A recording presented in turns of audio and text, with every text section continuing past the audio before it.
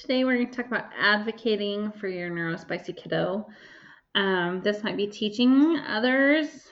This might be requesting special accommodations. It can look different in all different areas of life. So we're going to cover at school, at home, with your family, in public, all different areas. So be sure to stick around to the end. We're going to cover all the things about advocacy. Welcome to the Autism Diagnosis to Confident Mom podcast with Kira from Kira Brown Coaching. I'm a mom of neurospicy kids and a life coach. I'm here to share real tips and support to help you feel confident as a parent. Advocating for your kiddo is something that never goes away. I was thinking we were in a really good spot at our house with my autistic/ADHD kiddo. We finally received a 504 at school for accommodations. I thought it was going well. And then we are having troubles with this after school program, on the bus, at church, and these places seem to be escalating. And the common denominator is that the leaders in these areas don't understand. They don't understand what's going on, and I need to educate them. And that advocating for him is hard. It's hard to know the balance between sounding like I'm just making excuses for my child and wanting to be a helpful parent, and helping them learn what's going on.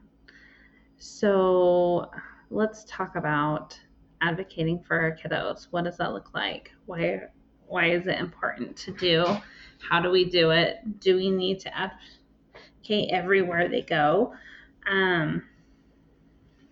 But some of the things that I've heard in my lifetime, well, not my lifetime, in my kiddo's lifetime, are things like, well, he doesn't seem autistic, or he'll grow out of it, he's just a regular little boy, or we don't have a problem at school or church or whatever, fill in the blank, we don't see the problem here. Or my favorite one recently was, well, I think this was behavioral because we haven't seen a meltdown before. All of these things are things that kind of dismiss us and make it hard.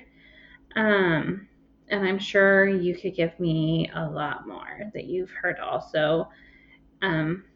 It's hard when people don't understand the situation that we're in. It's hard. It feels isolating, and it feels like you're alone.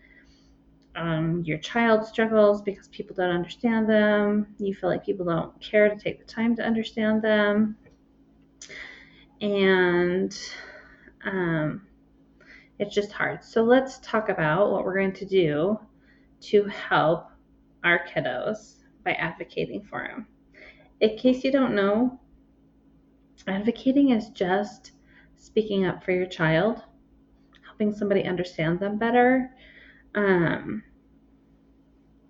And it's important to advocate for your kiddo because a lot of ADHD or autistic kiddos are often misunderstood. A lot of people think that they have behavior problems, and it's not usually a behavior problem. Usually it's a sensory overload problem or social cues problem or an impulsivity in your ADHD kiddos, whatever it is. They aren't thinking, oh, I'm trying to be manipulative or so I can get out of something. They just are misunderstood. Something else that's really important to keep in mind is that early support often turns out better. If we can get them support early on, they often have a better confidence, they often have better mental health, and they often have a better experience, whether it be at school or church or extracurricular activities, whatever it is, on the bus, at home. If we can advocate for them with their grandparents, they'll have a better experience overall the younger we can start. And I just want you to know that advocacy is not overreacting. You're not overreacting. It's meeting your child where they are. Neurotypical kids are being met where they're at, and that's where the world standard is for how children behave.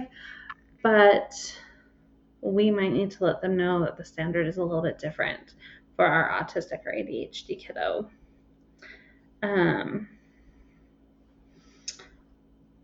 Some common barriers that you might face with advocacy, and we talked about some of these at the beginning too, but you might hear things like, they're doing fine at school, or how about this one? I've heard this one. If you're just a little more consistent in your parenting, maybe you have a long wait list for an evaluation, so you're not even 100% sure that your child has autism or ADHD yet, but you're still seeing these behaviors. That can be a barrier. How about when your family members minimize your concerns? I had a therapist tell me once, as I was talking to her about going and getting a diagnosis for my child, and she said, well, you might just have to get comfortable with the idea that he's a normal little boy. I felt so small and unseen and cried. And guess what? 2 days later, when we came out of that appointment with him, he was diagnosed with autism. So even people that you think should know these things don't always know these things. You can know that your child is struggling even when the world doesn't see it. This takes me into our first step to dealing with advocating, and that is to trust your gut. Step number 1 is to trust your gut. If you think something is off, there's a pretty good chance there's something off. Most parents don't just make up things being off for kicks and giggles. Like, remember that you're the expert on your child. Somebody needs to spend 10,000 hours doing something in order to be an expert with them. And my guess is not many other people have spent that amount of time with your child. So just remember that you're the expert. Trust your gut. Just know that patterns matter more than a single incident. And we can document those behaviors or triggers if it helps us get accommodations for our kiddos. I have a caveat here. If you really need to document them so that you can get accommodations, then yes, please do so. But also know that the mind sees what it looks for. And so if you're looking for all of the meltdowns and the sensory triggers and the hard transitions because you're trying to get accommodations, that's what your brain is going to focus on. And so it might be harder for a while you're recording those things down. So if you don't really need them to get accommodations, I wouldn't recommend it. But if you really need them, then I highly recommend it. Does that make sense? So our first step is to trust our gut. And then let's talk about where we're going to advocate. We're going to advocate at school. And what does that look like? That looks like we might have a conversation with the teacher. And it really helps, even though it doesn't feel like it, but if you can have a mindset that we're a team trying to do the best by my child, you will get farther. I know that's from personal experience. If you go in there thinking these guys are idiots, they don't know what they're talking about, they don't you're not going to get very far. So if you can have a mindset of we're a team trying to get the best for my child, like even if we don't agree on what the best is for my child, we're both trying to get the best for the child. But in a school setting, at least in a public school setting, you are going to request an IEP or 504 for your child. That's how you get accommodations for your child. And you're going to do that by simply, I would start with the principal.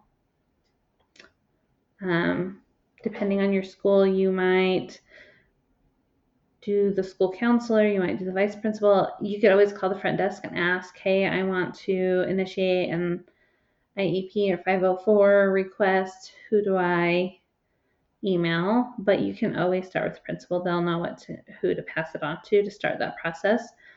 I would send an email so you have proof that it was sent. It needs to be in writing. Don't just talk to them in person or over the phone. You want it in writing because legally they only have so much time to act on that.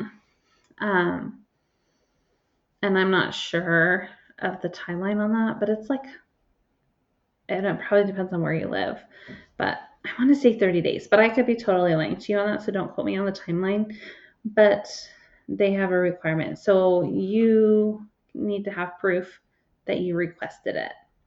And then you're just simply gonna say, something along the lines of something like, my child is struggling. I would like to request a meeting to see if they qualify for a 504 or an IEP. Please get back to me via email or call me at whatever. And then sign your name. And I just want to real quickly touch base on a 504 and an IEP. So an IEP stands for Individualized Education Plan.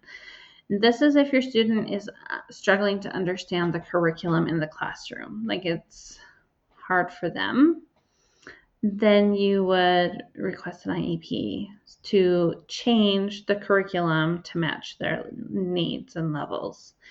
If you are just simply needing accommodations for quote unquote behavioral things, that's a 504, and it just has accommodations. It does not change the learning curriculum. They'll still learn the same curriculum as their classmates. They just might get fidgets, or they might get to take breaks, or the options are endless. They might have more time on tests. They might be able to go to a quiet place to test. They might, you name it, you can request it. They might get an aide to help them. They might get to go to a sensory room. If your school has those kinds of things are on a 504. If they qualify for an IEP, which lowers the level of their learning to their level, then they can also have accommodations. But if you don't need the educational difference in what they're learning, then you just want a 504. And you do not need a diagnosis to request supports. They can observe and see how they're doing. They have school psychologists. They have different things that can help them out. So if you don't have a diagnosis yet, you don't have to wait. You can go ahead and request help.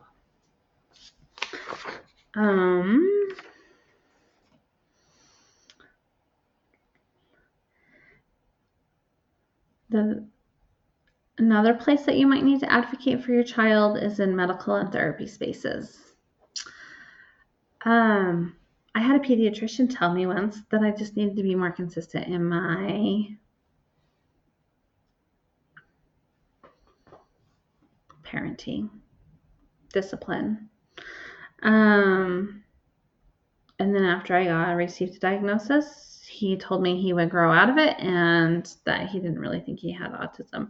So unfortunately, even in our pediatrician's offices or OTs or speech therapists or whatever you're doing, you still might have to advocate for your kiddo. Remember, you hire the doctor and you can fire them. You can hire another doctor. Like, you are not stuck with an individual doctor. So if you are being dismissed and you don't care for the quality of care that you're receiving, you can find another doctor. You can always seek a second or third opinion to make sure that they agree. Don't be afraid to push back respectfully if concerns are dismissed. Don't be afraid to speak up for yourself. You hire them. They may be the doctor, but you hire them. It doesn't mean we need to bully them, but we can advocate for support. And a line that may be helpful is, I'm looking for support. I'm not looking for a label. I'm looking for support. So how do I support this child? Even, if they're not willing to give them a label, how do I support them? How do we support this child with this thing going on? Another place that we need to advocate for our children is in everyday life. This can be at home. This can be with family, extended family. This can be in public. What can we do? We can set boundaries with relatives. And a boundary is not, you will not do this. A boundary is, if you do this, then I will do this. So, for example, if you discipline my child for having a meltdown, we will leave. Do you see the difference there? I'm doing something to protect my child. I am not expecting them to change their behavior. I have a boundary. And we can, if you feel like it's necessary, you can talk about those boundaries ahead of time before you go. But you don't always have to. It just depends. We often have to explain the neurodivergence to other people. We might have to explain it to bus drivers. We might have to explain it to teachers, even though you would think they would be educated. They're not always educated on these things. You might have to explain them to church leaders or other extracurricular leaders, to babysitters, to grandparents, aunts, uncles, cousins. You name it, you're going to have to explain it, which, listen up next Wednesday, because I'm going to have a podcast coming all about how we can explain it to other parents, or not parents too, but just the other people. How do we explain this neurodivergence? Because we understand it, we see it, like it's very obvious to us, the differences, but other people may not see it until we point it out. So we're going to talk about how to do that next week on the podcast. And don't be afraid to have accommodations in public spaces. My child is 8, and my child still sits on the floor between the benches at church because that is an accommodation we have made as a family for him. Because he doesn't do well with the crowds and there are fewer people on the floor.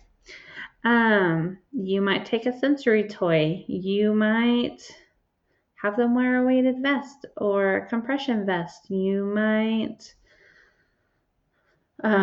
leave early if they get overstimulated. That's totally okay. You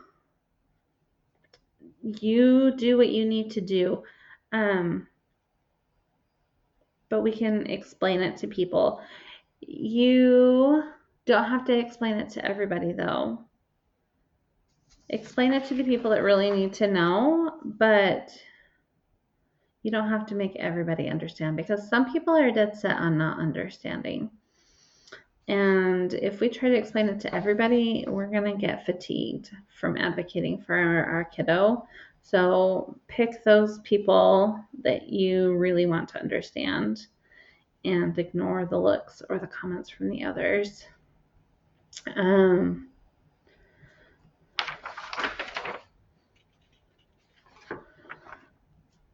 So we kind of talked about it already, but you can get fatigued from advocating.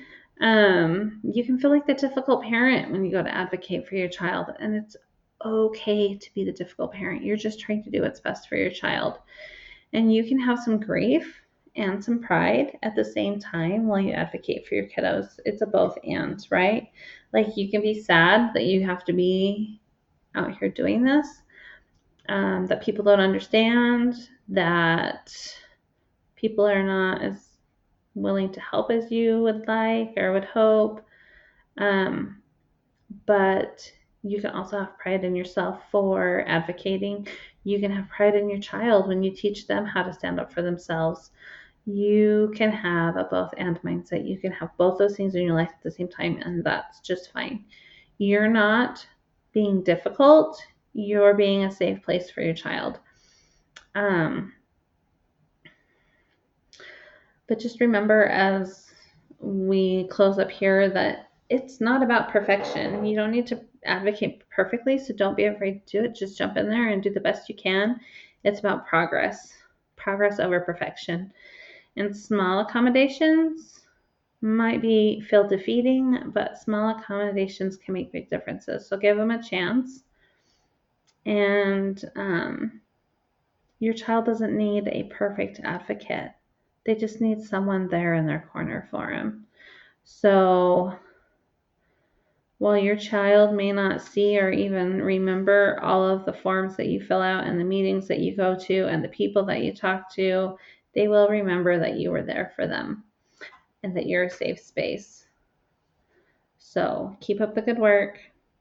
Remember to come back next week to learn how to talk to other people about neurodivergence, and keep up the good work, Mama. You're doing better than you think you are.